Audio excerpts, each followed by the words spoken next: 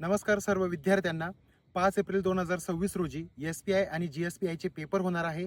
तुम्ही ज्या गोष्टीचा जवळपास 1 ते 2 महिन्यापासून अभ्यास केला आणि विशेष म्हणजे तुमचे इयत्ता 10वी बोर्डचे पेपर असताना देखील तुम्ही SPI आणि GSPIचा अभ्यास केलेला आहे आणि 24 तासामधून तुम्ही 17 ते 18 तास हे अभ्यासासाठी देत होते.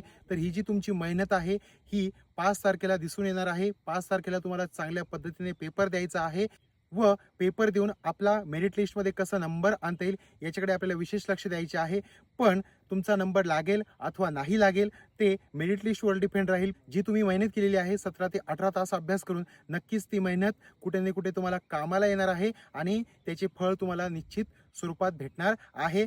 तर तुम्हाला रिझल्टची चिंता नसावी. फक्त जे तुम्ही 1 ते 2 महिन्यापासून अभ्यास केलेला आहे त्या अभ्यासाचा उपयोग करून तुम्हाला चांगल्या पद्धतीने पेपर द्यायचा आहे व सर्व विद्यार्थ्यांना SPI आणि GSPIच्या पेपरसाठी खूप खूप शुभेच्छा.